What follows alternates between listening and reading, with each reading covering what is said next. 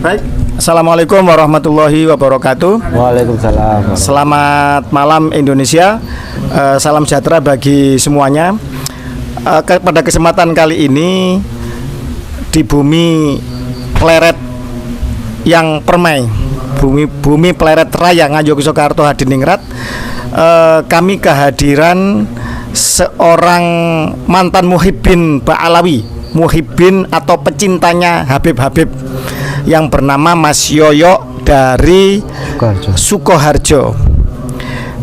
Beliau pada kesempatan malam ini ingin bertestimoni dan menyampaikan bahwa suka dukanya menjadi muhibbin Ba'alawi atau pencintanya para Habib.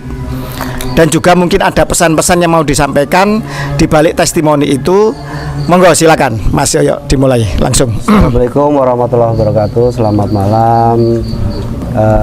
Perkenalkan saya Al-Fakir Yoyo Sugio dari Sukoharjo. Jadi gini, berawal saya kan mendapatkan hidayah itu belum lama, sekitar 6-7 tahun yang lalu. Dan bukan dari alumni pondok pesantren yang notabene-nya tidak punya pengalaman di bidang agama yang lebih kuat gitu. Jadi ketika saya mendapatkan hidayah, saya dipertemukan dengan salah satu habaib yang mungkin sudah kondang lah tingkat nasional walaupun di tingkat internasional. Kebetulan saya di situ dijadikan asisten beliau dalam bermajelis taklim.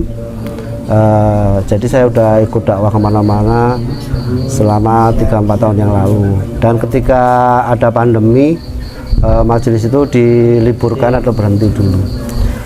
Di saat berhenti itu saya ngikuti lagi. Ada salah satu habaib yang merekrut saya untuk ikut dakwah keliling, daurah gitu ya, dari Pati, Probolinggo sampai ke Madura gitu. Pada saat itu karena saya seorang yang masih ilmunya kurang, jadi pengertian saya seorang habaib itu kan katanya duriyah Kanjeng Nabi. Jadi saya juga harus khidmat menghormati beliau. Saya sudah rela berkorban untuk dakwah beliau, yaitu secara finansial, waktu, tenaga, dan ya untuk kemajuan dakwah ini.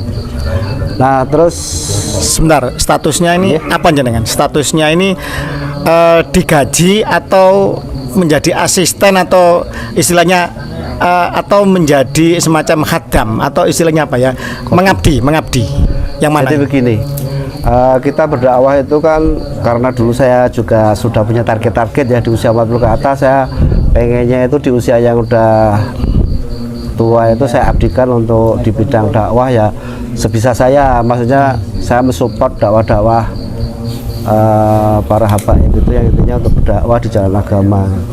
Jadi di situ saya sebagai asisten atau kodim ya, kodim ya. Jadi kodimnya, jadi saya jadi asistennya lah kalau bahasanya yang ininya, bahasa yang kerennya gitu. Jadi pembantunya. Okay. Nah kita dakwah kita ikutin kemana-mana aja, mengkondisikan juga. Jadi kalau untuk presiden mungkin rank satunya jadi. Dan tidak digaji ya? Alhamdulillah tidak digaji. Benar-benar murni juga ingin berjuang, meluangkan waktu, tenaga, bahkan mungkin biaya juga. Untuk dakwanya seorang Habib itu. Nah, ya itu berlalu sudah. Berlalu karena sudah pandemi, saya sudah nggak resign untuk urusan seperti itu. Kebetulan anak saya juga kena gagal ginjal waktu itu, jadi saya nggak bisa fokus lagi ke urusan dakwah. Saya lebih fokus urusan keluarga gitu. Nah di sisi lain ada lagi, nggak tahu kenapa saya selalu diperdekatkan dengan itu tadi, para habaib gitu. Ketika saya sudah mutusin untuk keluar di yang satu habaib satu, ketemu yang lain, ketemu lagi di Pinang lagi gitu. Harusnya bangga dong ketemu mengabdi ke cucu Nabi. Iya pada waktu itu bangga. Bangga saya gini berasumsi katanya kan cucu Nabi, cucu Kanjeng Nabi. Jadi ya, saya harus rela, harus ikhlas dengan apapun kondisinya gitu kan. Nah terus setelah kita sudah ngikuti, udah kayak saudara sendiri, bahkan tidur di hotel bareng, makan bareng. Saya pikir juga kayak gini dalam kebersamaan kayak gini, makan bareng. Ternyata gini, sebenarnya cuma hal sepele waktu itu, tapi menurut saya menjadi hal besar. Ketika makan bersama, ada 2 grup gitu, 3-3 gitu. Ya. Kebetulan saya halako 3 gini makan bersama. Tapi sebelumnya mungkin ada masalah dulu, jadi kayak saya buat pelampiasan. Waktu itu selesai makan, beliau sudah cuci tangan gini, saya juga masukin tangan saya di kobokan itu. Kobokan tempat untuk mencuci tangan ya, ya. Nah, setelah selesai makan. Nah, dia langsung marah, katanya, "Ini gara-gara antum ini jadi najis," katanya. Jadi mereka habis kobokan ke suatu tempat, terus panjenengan karena juga tangannya kotor habis makan, ingin mengkobok juga mencuci di tempat yang sama.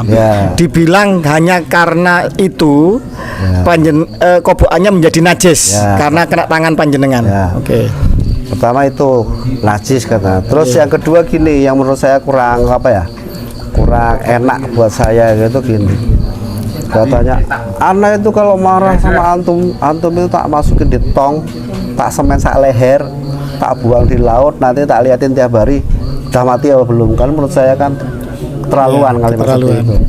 Sedangkan orang tua ini konteksnya apa?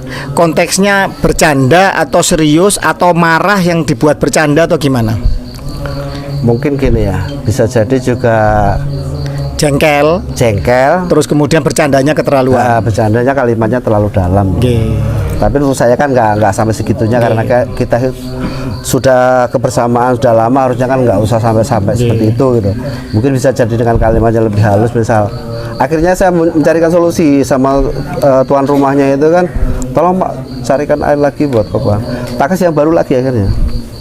Tapi dari yang pengalaman saya pertama itu, akhirnya saya mutusin gini, berusaha untuk menjaga jarak, jadi menjauh daripada nanti terjadi lagi hal yang sama gitu kan, tersinggung. Itu yang pengalaman pertama. Terus ada lagi pengalaman kedua begini, waktu itu ini kejadian yang kedua, yang ini tadi. Yang kejadian pertama gini, saya dipertemukan salah satu Habib dari Jakarta waktu itu di pondok pesantren di Solo.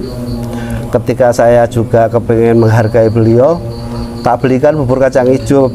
Pikir saya kan cuma satu mobil berapa orang, paling 8-10 orang. Misal bubur 10.000 kan kali 10 cuma 100.000. Nah, ketika tak tawarin tak belikan, katanya ndak usah nanti merepotkan.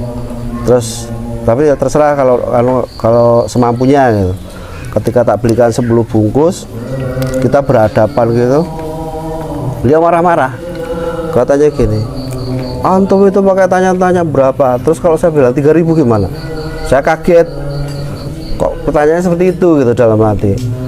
Terus itu yang dituju santri-santrinya gitu, "Ini kalau 3.000 gimana?" Saya gini, "Loh Bib, ini pondok pesantrennya antum loh." Padahal saya tahu persis itu pondok pesantren itu, saya kenal temannya sama gus-gusnya itu saya kenal. Terus selesai dari itu yang menurut saya aneh gitu, saya baru pertama kali saya ditabok.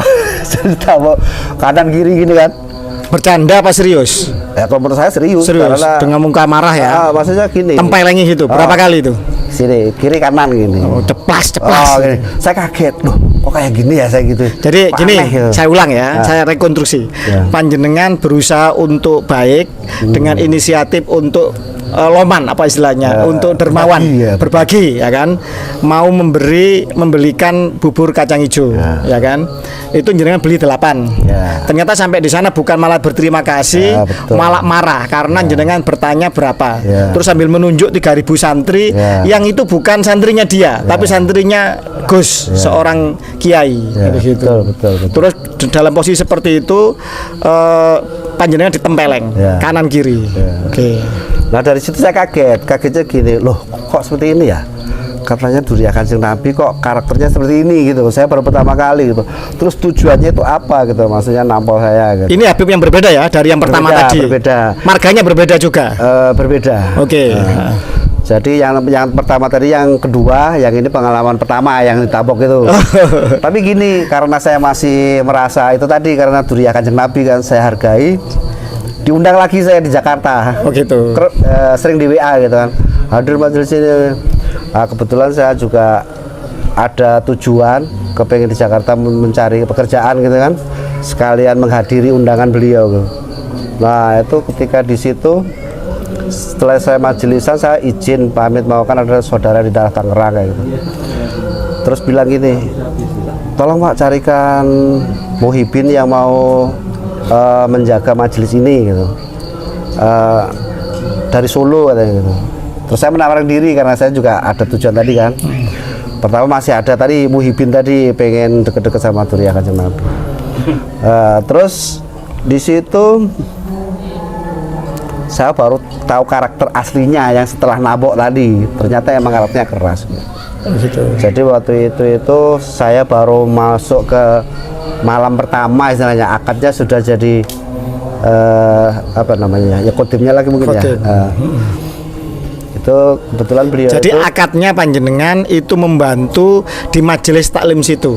ya tapi digaji kalau yang itu. Tapi digaji. Profesional, maksudnya di depan akadnya digaji gitu. Ternyata setelah masuk situ, Terus itu tadi baru mau malam semalam, pada Isya seperti ini kejadian gitu. Jadi itu hal sepele juga sebenarnya. Gini, si Habib itu nggak tahu udah pernah punya istri cerai apa gimana, saya nggak tahu.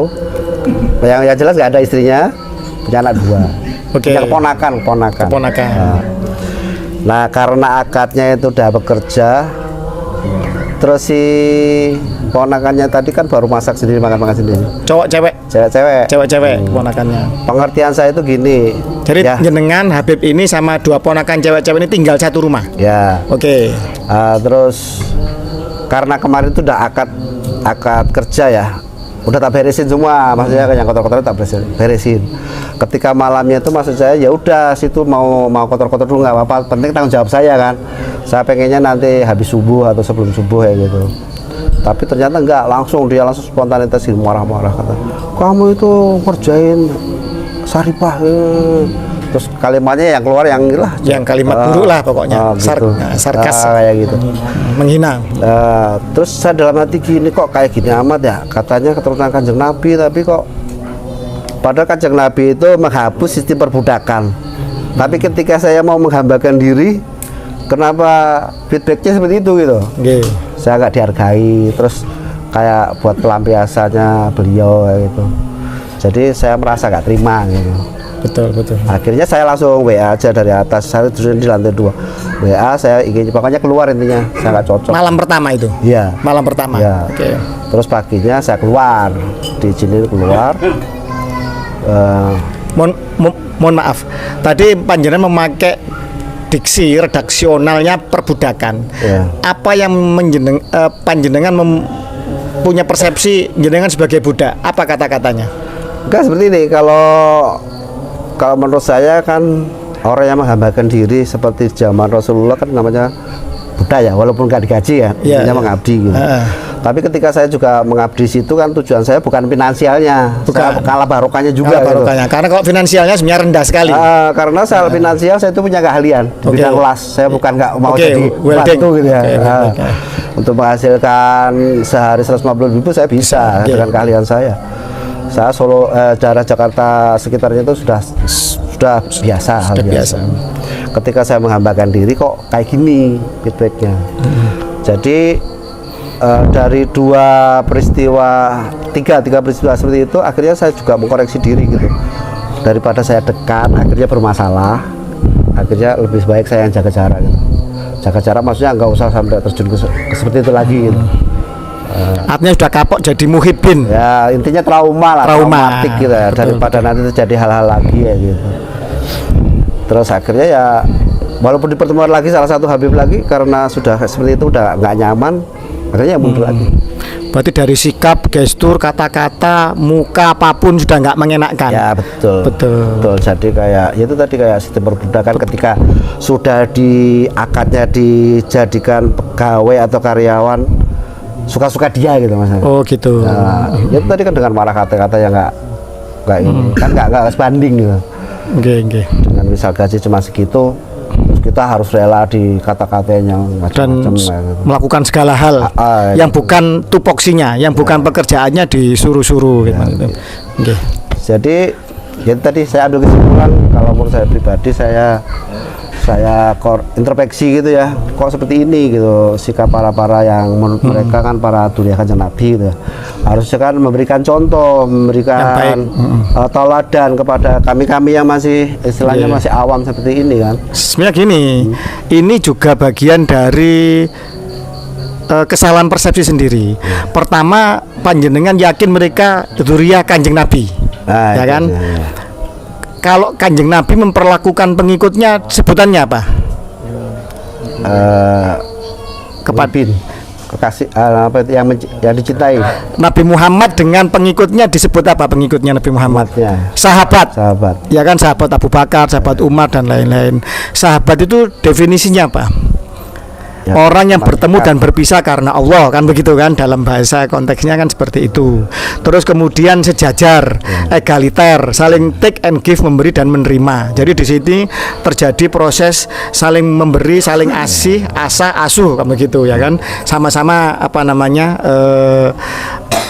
persahabatan itu sejajar lah, intinya begitu, egaliter lah gitu. Tapi yang mengaku cucu Nabi ini menyebut pengikutnya sebagai apa? Muhibbin. Apa artinya muhibbin? Muhibbin menurut pengertian saya katanya orang yang dicintai atau yang mencintai, pecinta. Nah, definisi cinta itu ada korelasinya. Cinta itu harus ekivalen dengan pengorbanan. Semakin kita mencintai sesuatu, kita harus besar pengorbanannya. Artinya kalau jenengan sudah menyatakan sebagai muhibbin ba'alawi atau habib, jenengan kan menyatakan diri pecinta. Jenengan harus siap berkorban apapun, derita seperti apapun jenengan harus siap. Nah itu gitu. Pertanyaannya, yang nabinya aja menyebut pengikutnya sahabat, loh kenapa kok yang aku cucunya memperlakukan sebagai muhibbin, sebagai orang yang harus mencintai dirinya, kan gitu. Harusnya kalau memang duriyahnya pewaris ajarannya kan tidak begitu. Nah akhirnya ya ini efeknya. Kalau pecinta ya harus siap ditindas, harus siap menderita, harus siap berkorban apapun, begitu. Jadi intinya apa? Panjenengan tadi menyatakan di awal tadi saya mendapat hidayah. Hidayah apa yang jenengan maksudkan itu? Kalau yang hidayah tadi gini, dari yang saya itu dari pekerja yang tadi saya ceritakan, saya pekerja di Jakarta dulu.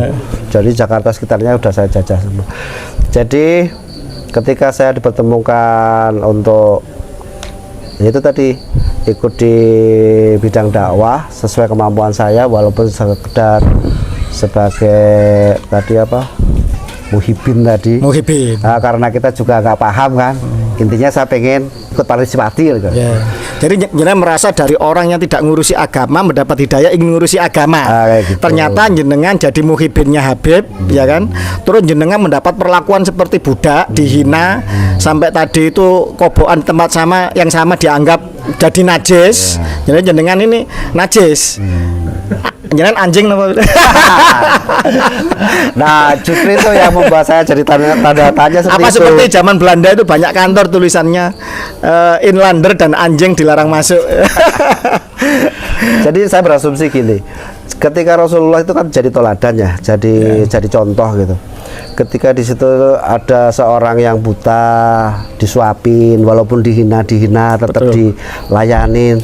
Tapi kok sekarang di zaman modern ini ada orang yang mengaku dirinya habaib, yang keturunan Kanjeng Nabi, tapi tidak mencerminkan dari apa yang mereka siarkan selama ini.